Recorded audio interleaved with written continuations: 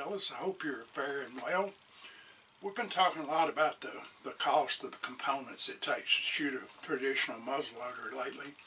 And it seems that everything from flints to percussion caps to patching and even the round balls we use for projectiles, the price is going up every day. And I mentioned about finding sources for your casting in a recent video. And I mentioned if you know somebody that's a plumber or somebody that's a roofer, they still run across lead, and they may either give that to you or sell it to you for what the scrap yard would give them for a wholesale price for it. And also you might have a friend like I did that brought me about a 10-pound chunk that a friend of him, his was remodeling a doctor's office that had an x-ray machine, and they took the shielding out, and he brought me a pretty good chunk of that.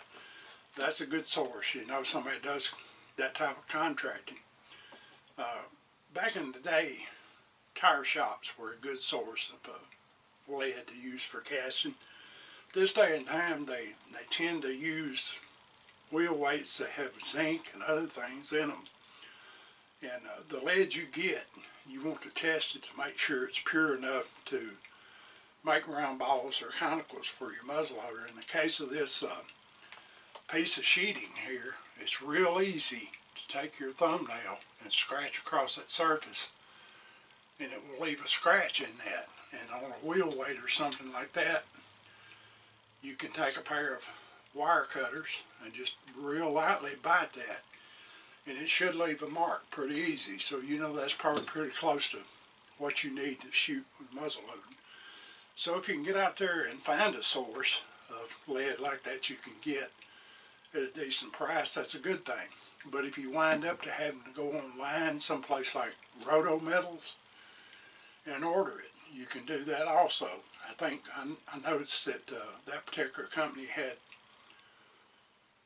I believe it was little 1 pound ingots of lead for about 3 something a pound, which that doesn't sound all that inexpensive, but you can get about 40 50 caliber 175 grain round balls out of a pound of lead. That's, 10 cents a piece, something like that for them, and they cost you about 17-20 cents a piece if you get them already precast. So if you can do some of these things I've talked about to defray the cost of buying materials to shoot your gun, by all means, you ought to try it if you can.